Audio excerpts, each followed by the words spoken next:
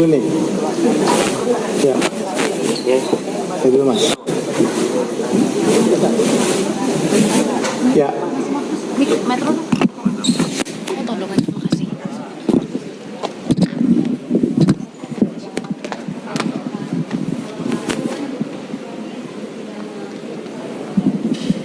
Pilkada terkait dengan P3, beliau tidak akan ikut. Kalau Pak Adi sendiri seperti apa rencananya setelah jadi hakim konstitusi? Ya. Tentunya kalau di Mahkamah Konstitusi itu kan ada aturan-aturan ya. Kalau terkait dengan dianggap ada konflik of interest, pasti otomatis hakim akan mengundurkan diri dari panel atau majelis tersebut. Ya, kemungkinan saya juga akan mengambil langkah seperti itu kalau ada kasus-kasus terkait dengan Partai Golkar.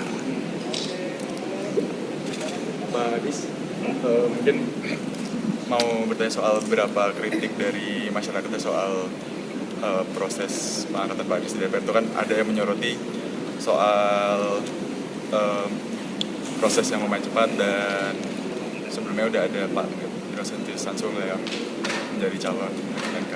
Bagaimana Pak Adis menanggapi itu?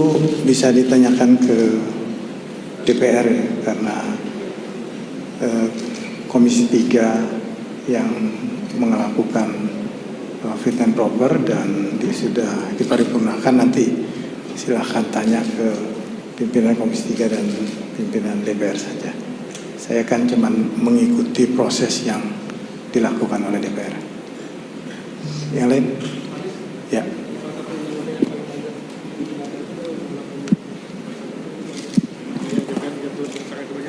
Saya Undang-Undang Pemilu setahu saya itu di Komisi 2. Saya tidak pernah di Komisi 2 dan saya tidak pernah ikut dalam pembahasan Undang-Undang Pemilu. Termasuk juga di Balik. Saya tidak pernah berada di sana 5 tahun kemarin. Jadi terkait dengan Undang-Undang Pemilu saya tidak pernah tahu bagaimana proses pengambilan keputusan.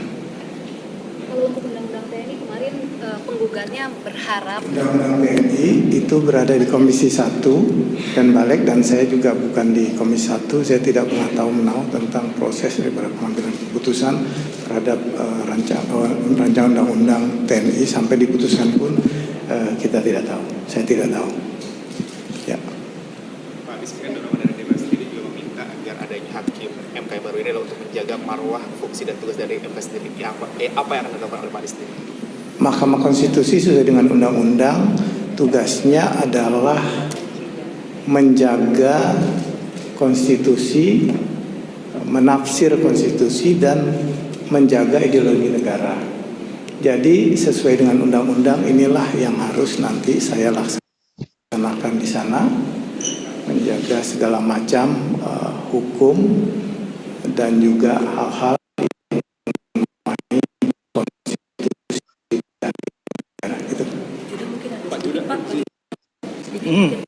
mundurkan diri dan sudah dilakukan. Untuk tahu ya Pak dari itu kenapa sih Pak, dan apakah nanti tugas nanti di Muhammadiyah Bapak akan dilakukan Pak Thomas sebelumnya, itu pembenaran dan pembiayaan luar negeri Pak? Alasan pengunduran diri jelas, saya ditugaskan sebagai Wakil Menteri Keuangan. Tentu saja tidak bisa merangkap sebagai Deputi Gubernur Bank Indonesia. Dua otoritas yang berbeda. Berarti sudah jauh-jauh hari ya Pak kasih tahu untuk menjabat sebagai Wakil Menteri Keuangan? Cukup jauh-jauh hari, bukan mendadak. Pak Purbaya juga sebelumnya menyampaikan sempat bertemu juga sama Pak Purbaya. Betul. Sudah mempresentasikan, berarti sudah ada pembagian tugas dengan Pak Purbaya. Apa saja tugas yang nantinya akan dilakukan? Detailnya belum. Detailnya nanti insya Allah besok saya ketemu beliau untuk membahas detail pembagian tugasnya. Tapi ada arahan khusus nggak Pak dari Presiden maupun dari Pak Purbaya untuk di bidang ini atau untuk mengurusi moneter, khusus moneter gitu Pak? Enggak ada. Tapi intinya dari Presiden bahwa untuk mendorong pertumbuhan ekonomi dan program perlu koordinasi antara kebijakan fiskal dan kebijakan moneter, dan juga tentu saja kebijakan di sektor real, sehingga ini menjadi efektif di dalam upaya kita untuk mendorong pertumbuhan ekonomi.